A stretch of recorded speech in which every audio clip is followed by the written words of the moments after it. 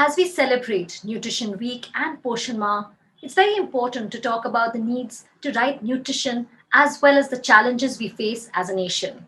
We have with us Dipa, Assistant Professor at Ambedkar University, Delhi. She's also with the Right to Food campaign. Deepa, thank you so much for joining us today. Thank you for having me. Deepa, it's over 70 years, since independence, and still we're struggling when it comes to malnutrition. We're unable to provide accessible, affordable, and the right kind of nutrition to many people in our country. Where do you think we are lacking? So when you look at malnutrition, of course, the consumption of food is, or the lack of food is one of the main determinants for why a person becomes malnourished. But along with food, there are also many health-related conditions which would lead to malnutrition, like infection, like diarrhea, malaria, and so on. And therefore, access to clean water, sanitation. And when you talk about food as well, it's not just any food that fills your stomach, but nutritious, good quality food, particularly during pregnancy and the first 2 years of life. So if you start looking at each of these indicators in India, we are lacking in most of them. And as a combination of all of that, what we see is high malnutrition rates. Yes. In fact, we're lacking on all the parameters, whether it's stunting, wasting, underweight, and unfortunately, obesity as well.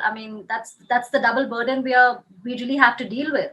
Yeah, that's the other contradiction that we've been seeing in the recent past, is that on the one side, our undernutrition, stunting, wasting, underweight is not declining as fast as it should. And on the other hand, obesity is increasing, much more amongst adults, but you see it in childhood obesity as well, that is going up. And relatedly, also in diseases, you see this double burden. We continue to have the TB and the malaria on one end, and you have hypertension and diabetes and so on, which is related to being overweight on the other end. So just, we are having, this Facebook Live on the Banega Swasth India page. And before we have a lot of questions coming in. Deepa, I have a question. Food security is a huge challenge in our country. If you really look at it, we are the leading producer, pulses, milk, also the second largest producer of wheat, rice. So many things. So it's not a shortage. Where are we going wrong? Is it still so many people are hungry when we look at the index, the hunger index? Where are we going wrong? Is it with the public distribution system? When we talk about food security, you're right. The problem in India is not so much the problem of availability. We grow enough, especially of the staples. So rice, wheat, we have enough of. There is a bit of a problem with pulses and oil, but overall, availability is not the problem. The problem is distribution. And when we talk about distribution, one aspect of it is public distribution. The other aspect is also that people don't have enough money to buy the food that they need, which is because of low wages or unemployment. So, that is something, that's what I think, the resources, which is where we are lacking. Absolutely. Resources at the household level, as well as the resources that the state is putting in terms of public support to nutrition. And even indirectly, if more jobs are created, if minimum wages are guaranteed, prices are kept stable, all of this adds to how much a household is able to keep itself food secure, because people buy food from the market, people grow their own food, and people get support from public programs. So in all of these, if things are going okay, then you see that overall you have a food secure household. Yeah, okay. But if you look at the other aspect, the positive side, the brighter side, at least we're talking about nutrition anemia. We've been struggling for years now, but there are a lot of programs like Poshan Maah, Anemia Mukt Bharat. The government and as a nation, we're talking about it. How important is it to speak about something so critical? Because actually, it's only really a healthy nation. It affects us in every way, even economically. It's extremely important. And there are a lot of studies to show, in fact, that childhood stunting is not just a problem during childhood, but it actually predicts adult outcomes in terms of how productive people are, how long they're able to live, how susceptible they are to diseases and so on. And therefore, even if we think from the point of view of economic progress, beyond a point, if our human development is so low, then that becomes the barrier that will stop how much we can actually reach the potential of even economic development. Therefore, this whole issue of malnutrition is something that is important not just for the child who's affected, of course it is for them, but also to the overall health of the nation, in terms of what kind of diseases we have, how much people are able to produce, and so on. And therefore, it is an area in which investment is very important. It is investment, it gives you returns. Mhm. Yeah, true. I mean, I was also reading there are studies which actually show, the return on investment. So let's start taking the questions. The first question we have, Prerna is asking, Deepa, what are some nutritious foods that will actually keep us healthy? So when you think of what is nutritious food, it is what we have been, all of us, actually even grown up seeing in various advertisements or what we've learned in school. It's basically what you think of as a balanced diet, which of course, India being such a diverse country, the thali will look different in different parts of the country. But it basically has the main food groups. You will have your chawal, your roti, of whatever grain is grown. You will have dal, you will have dahi, you will have maybe anda, meat, machli, whatever people eat that, and green vegetables. It's getting all of this every day, which is what the challenge is. But otherwise, nutritious food is not something that needs to come from outside or from out of a packet. It's what we have been eating traditionally, but with the diversity. Yeah. So the balanced diet, I mean, you're saying we need to add everything. So that's very, very important. Next question, Preeti Yadav पूछ रहे हैं, which food should be given to children without malnutrition? मतलब अगर किसी बच्चे को malnutrition नहीं है, कई बार बच्चे खाते नहीं है, तंग करते, तो किस तरह का उन्हें खाना देना चाहिए? In fact, if it's a child with malnutrition or without malnutrition, dono ke liye bhi it's very clear what the child needs to be fed. There are WHO guidelines also on this. First 6 months, exclusive breastfeeding, which means nothing else. The mother's milk is enough to give nutrition and immunity to a child till the child is 6 months old. One of the things we see is the problem in our country is that then when you have to shift to complementary feeding, there is a delay there. In 7 months, when you have to start semi-solid foods, people continue giving only milk or so on. So you have to start semi-solid foods, which is again what is available at home. So again, traditionally, what has been coming, khichdi, add a dollop of ghee because the child has a small stomach, can't eat very much, mash vegetables in that, and slowly start eating what the rest of the family eats. The only thing that is recommended differently for very young children is to add more fat because it has to be calorie dense, which is why we again see that traditionally in all our households, ghee is added to what you give to a child. Mm-hmm. So we need to keep those things in mind. The next question is Deepa Ankita Rajput is asking, what age children are at most risk of malnutrition? And what are the nutritious foods that can be given to malnourished kids? So I think it's a repeat of the question, but I think if a child has gotten into malnutrition so that they don't get into the severe category, how can one really help the child? That's a good question. So for the first part of it, when are children at risk of malnutrition? Again, if you look at the data in our country, about 20% of the children are born malnourished in the sense that they're born with a low birth weight, and that is to do with the mother's nutrition. But then by the time they're 2 years old, you have over 40% children who are malnourished. So it is that age group from birth to 2 years also, which is very important, which is the age where we talk about this complementary feeding, that on one hand, there is breastfeeding, on the other hand, you give them mashed food and so on. For even malnourished children, what most people actually recommend is local foods, but more regular feeding and taking care, also ensuring that cleanliness and hygiene is maintained, because these children are more susceptible to infection. So they might get, for instance, they get more diarrhea than even a normal child. So yeah, the whole cycle, and so they don't absorb the nutrients that they are eating. So taking care of hygiene and regular home food, but in more regular intervals, because malnourished children are able to eat even less than a normal child at one time. So do ghante mein kind of thing. Just one more thing I want to say with this is, for a malnourished child or a regular child, given this age group, what is also very important is care and a caregiver. Because in this age, the child can't eat on her own, often cannot even ask for food. So you need the mother, you need the father or somebody to be with the child all the time. And amongst poor families, this is also a crisis, that most women are working, they don't have a place to leave the child. The child is often left with an older sibling who's not able to give the kind of care that the child requires. I think that's a very, very important point which you brought forward, because even if the food is available and somebody forgets to feed the banana, the banana to the child at the specified time where you say कि इस time बच्चे को खाना खिला देना, so that's a very important point. So first 1,000 days of the child, complementary feeding, of course, breastfeeding is something, again, it's good to see that India is at least talking about it, when we're celebrating. The next question, Deepa, is another very interesting question. Future Warriors asking, how can we achieve our nutrition target? Is there any research published over the issue of nutrition? Of course, there is a lot of research, but what do you think about the target? Because when we're looking at the Sustainable Development Goals by 2030, where are we and how can we really achieve the target? So research, of course, there is a lot. But one of the things is, I'll come to the research a little later, but in terms of where are we in achieving the target, we don't seem to be doing very well. We have the latest data that we have is from National Family Health Survey 5, which has been released only for 22 states because the survey was cut short because of COVID. But this is of 2019, end 2019 and early 2020. What that data shows is that between 15-16 and 19-20, we almost made no progress. It's like flat. So in some states, actually stunting went up, anemia increased. In some states, it reduced, but very low reductions, like 1 percentage point and so on. So if that is the trend, and then we have the impact of COVID also in the last 1 year, it doesn't seem like if we continue the way we are, we will reach either our national targets or the international targets that we have signed up to.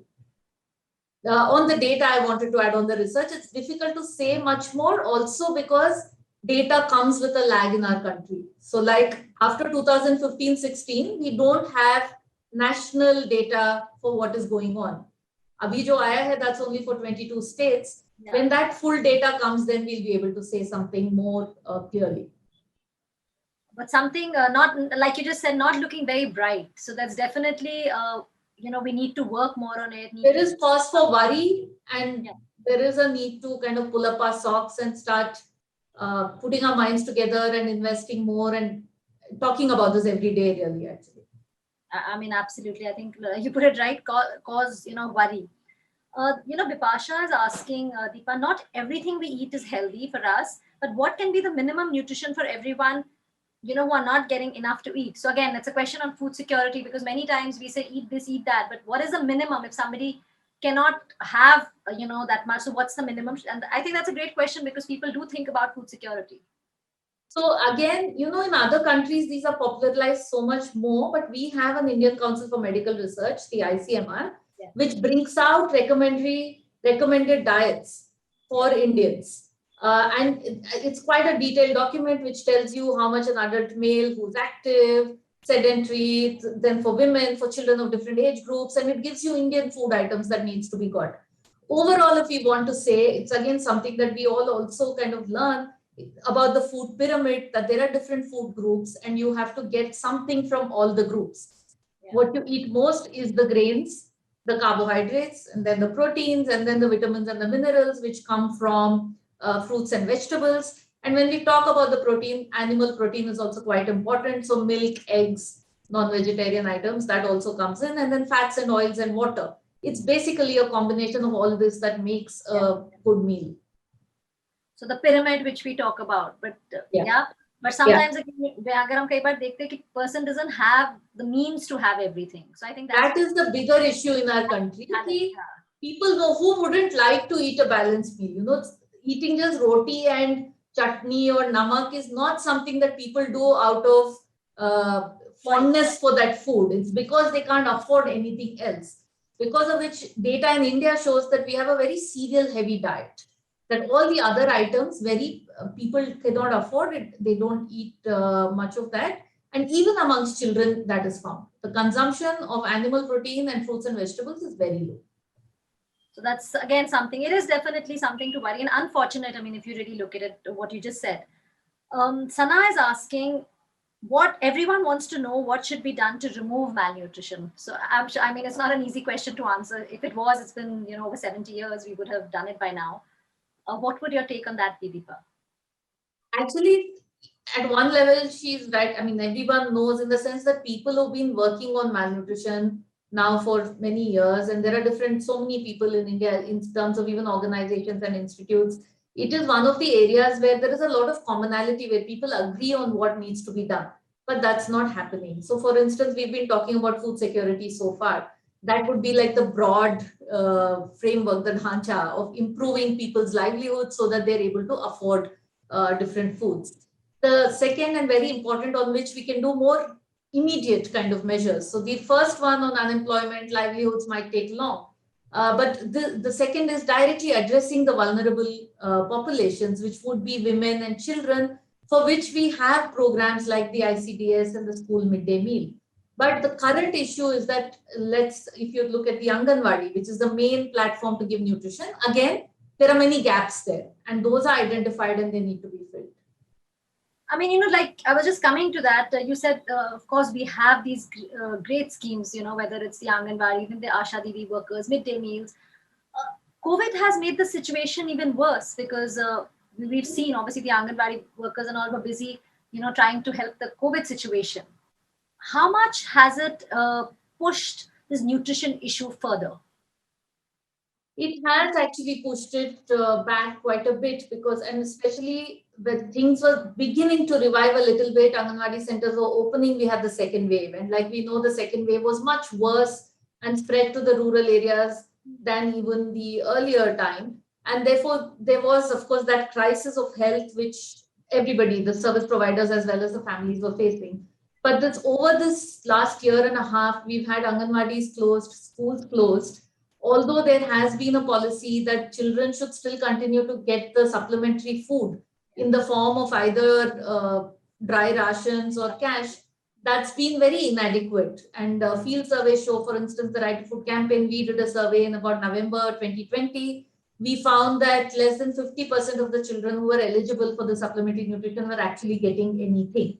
And even those who were getting it was not regular every month. It was kabhi beech mein ek baar aa gaya kind of thing. So the food is... Sorry. Even cash is something, the children, you really don't know how much they'll benefit, maybe the parents. Yeah, because so even cash, like I can give you an example of Delhi. For the whole month, a school child would get around 120 rupees. Right? So that didn't really translate into one meal a day. It goes into the family pot. It's so difficult to even go to the bank and bring that money out in the middle of lockdowns and curfews and so on. So services have been disrupted, not just in terms of food distribution, but Anganwadis do so many other things. They do growth monitoring, they do counseling. All of that has not happened for a year and a half. Yeah, I mean, definitely it's impacting. But, again, another thing, Deepa, which you said before, when I asked you, when you were saying we need to focus on the vulnerable, like whether it's girls, women, obviously only, again, the whole intergenerational cycle, only a healthy woman can give birth to a healthy child, so the whole cycle. But again, gender is something... I mean, we do talk about it, but do you think there's this huge gender gap that needs to be bridged in our country? Because many times we see it's the male son who's been given, that extra anda or the extra piece of chicken or the glass of milk. And that just continues. Many times if we see the lady of the house serving her family first and not having enough for herself. Absolutely. So gender affects nutrition in multiple ways. In fact, there is this puzzle that Africa has better nutrition outcomes than India has. And one of the explanations that has been given for that, very influential papers have been written, is about how Africa has better gender relations than we do. How do gender relations affect? One is through what you said, women eat last and least is kind of how it is in India. In most households still, you have they first feed everybody else and then they eat. And what that means in a poor household is that she doesn't have enough left for herself.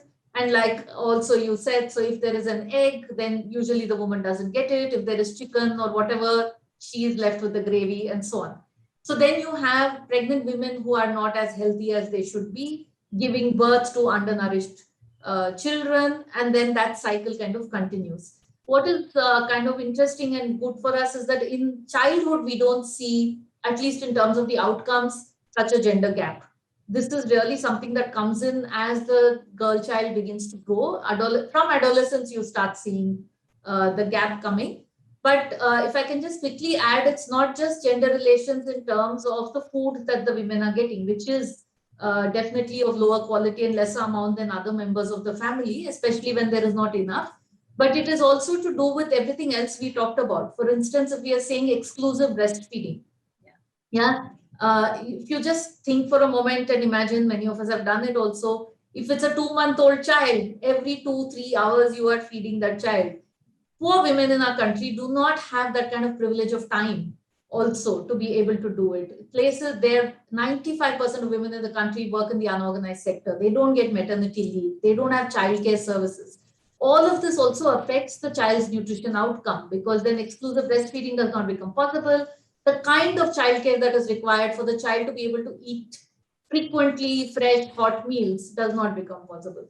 So in that way also, the fact that the entire burden of childcare goes on the mother alone, that also contributes to the malnutrition being high. I think that's why you said, the caretaker also needs to be there. Like even we breastfeeding, it's, the pressures on the mom because she has to lactate, but she needs Yeah. that support, with the child. And I mean, the things that you said, and actually these things are doable. I think we just need to start figuring out, we need to start from scratch. They're all doable. That's what, if you look at it, it's not like we're not saying you need some special product or it has to come from some big company or nothing. We're just saying things that are available around you. You need somebody to make the woman and the child the priority and think about them and think of what are the support structures they need for them to get all the inputs that they require. And one very important support structure in this is the ICDS. That was the thought behind the ICDS program. In fact, really well explained. Even I'm, just trying to understand. I mean, these are small things, but it will make a huge impact. We take a last question from Kritika. She's asking, tell me how to maintain a healthy life. So I guess she's also meaning not just food, obviously physical workout, mental health is again something. So a very basic question, but would you like to comment on that? I'll try and give a quick answer. Again, I'm not a doctor or a nutritionist, but I work on nutrition policy. But having worked on it for so long, I have some idea.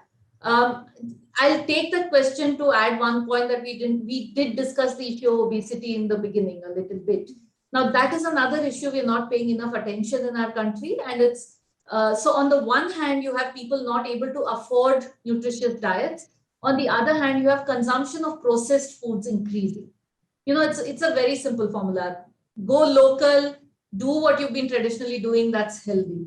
But we are moving, all of us are moving to packaged foods in various forms. So even poor people in urban areas particularly say are able to afford a Maggie more than buying fruits, or a packet of biscuits, which is just maida and sugar, more than buying a banana or an apple. That's the kind of ecosystem that we have currently. And these processed foods then cause all kinds of other issues. In our country, they cause a double burden because you have stunted children because of undernutrition, then consuming high fat and sugar. Particularly sugar is the big culprit, which is causing obesity. But that doesn't mean they're overnourished because they don't have the right nutrients. So how do we stop that? What kind of regulations would be required? That's a whole different area which we've not thought about enough, but education would be the first step to that, to all of us to know that we should not be eating so much of ultra processed food. It's so interesting what you're saying, because many times as mothers, or you just see that, oh, this child is healthy, so you think the child is healthy, but they may not be running around, may not be physically active, and you wonder, lethargic. But so these could be things with the nutrition deficiencies in their bodies. Absolutely, because fruits and vegetables, for instance, give us most of the vitamins and minerals that we need. So if we are substituting vegetables and fruits with biscuit and Maggie, then and there is, I mean, the packet might say vitamin D fortified and A fortified and whatever. But in terms of the absorbability and the health content, the fresh fruit is any day better than that packet of biscuit. So eating right and not eating wrong. I mean, that's, I think, very, very critical. I mean, as we celebrate, it's so important. I mean, it's not just about a week, but whatever little bit awareness we can spread, a message you would like to give, even on the policy, level, Deepa, considering, we're looking at 2030, the larger goal, the bigger mission. Yeah, I think like you said, I mean, it is good to have these weeks because at least it forces us to think about an issue which one might not otherwise. But it's not something, nutrition particularly, it is not like an infection that is coming and going. It's not a dengue which is seasonal. It is every day, the right thing happening. If you don't eat for 3 days, you can't make up on the fourth day. Those 3 days are lost. So it has to be continuously in the public eye, that the right kind of nutrition and enough for the poor that they're able to afford. And at the same time, everybody is eating the right kind of food, which is encouraging the right kind of food systems here. And there also, if the issue is in the news, I hope and I think that the government also then prioritizes it more, not just in terms of having these weeks and having posters and so on, but putting more money behind it. That's what we need as well. Deepa, thank you so much for sharing your expertise. I think you've explained everything so well, and I'm sure our viewers would have also got all the answers. Thank you so much for being a part of Thank this. you. Thank you.